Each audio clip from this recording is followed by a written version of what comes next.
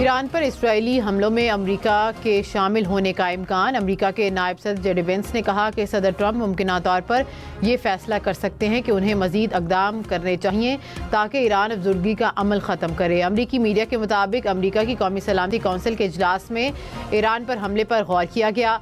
America के मुमकिन operation का बुनियादी हदफ फर्दों में यूरेनियम अफजुर्दगी प्लांट को तबाह करना होगा।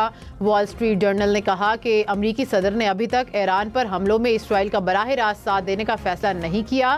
ट्रंप अब भी उम्मीद कर रहे हैं कि अमरीकी फौजी कार्रवाई की धमकी ईरान को डील पर राजी करने का सबब बनेगी।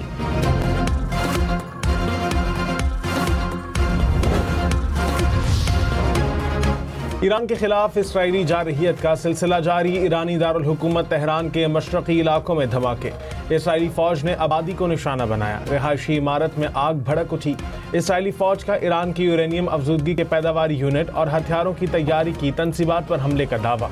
कहा इसराइली फजाइया के 50 से ज्यादा तैयारों ने ईरान पर हमला किया। इसराइली हमलों में अब तक 240 से ज्यादा ईरानी शहरी शहीद और 900 से ज्यादा जख्मी हो गए।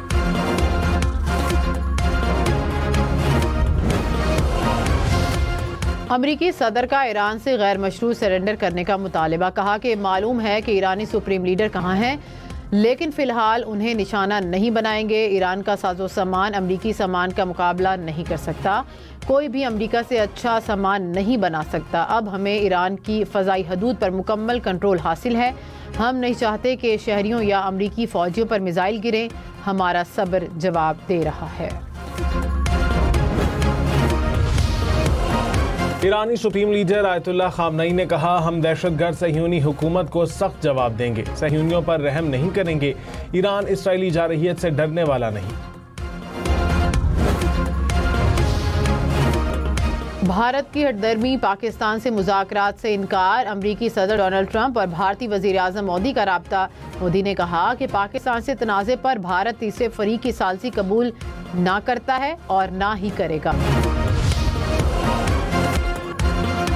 ईरानी हमलों के बाद इसराइली शहरी मुल्क छोड़ने लगे। इसराइल ने अपने शहरियों के बैरून मुल्क सफ़र पर पाबंदी लगा दी। एयरलाइंस को इसराइली शहरियों को तैयारों में सवार न करने की हिदायत। बेन गुरियन एयरपोर्ट ताहुक्म सानी बंद। इसराइली वज़ीर ट्रांसपोर्ट ने कहा शहरियों को बैरून मुल्क जाने की इजाज़त नहीं देंगे। गैर मुल्की सयाह और सफारतकार इसराइल से जा सकेंगे। इसराइली हुकूमत ने मुल्क भर में तालीमी इदारे बंद कर दिए। अवामी इज्तिमात पर भी पाबंदियों में तोसी। इसराइल की धमकियों के बावजूद तेहरान में रोज़मर्रा की सरगर्मियां मामूल के मुताबिक जारी। अरब मीडिया के मुताबिक बाजारों में शहरियों का रश बरकरार है। ईरानी शहरी इसराइल की धमकी के बावजूद तेहरान छोड़ने से इनकार कर रहे हैं। तेहरान के 22 अजला में 1 करोड़ अफराद मुकीम हैं।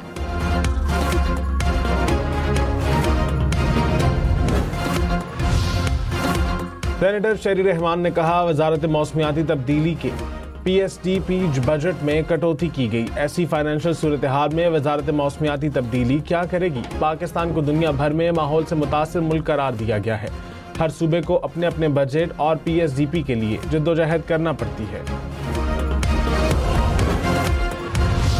जैकबाबाद के करीब रेलवे ट्रैक पर बम धमाका। जाफर एक्सप्रेस की 3 बोगियां ट्रैक से उतर गईं। रेलवे ट्रैक भी मुतासिर।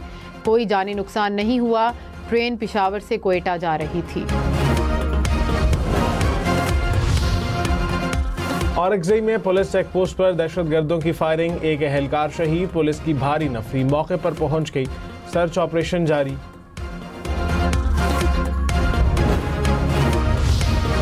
मुस्लिम नून के कायद मियां मोहम्मद नवाज शरीफ अपनी रिहाइशगाह एवनफील्ड हाउस से पाकिस्तान के लिए रवाना हो गए हैं। मोहम्मद नवाज शरीफ प्राइवेट जेट के जरिए पाकिस्तान पहुंचेंगे।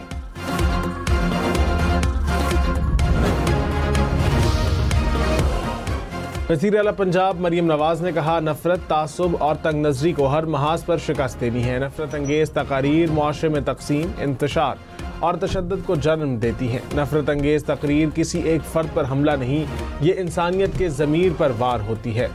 आलमी बिरादरी आज़ादी इजहार के नाम पर नफरत फैलाने वालों का मुहासिबा करे।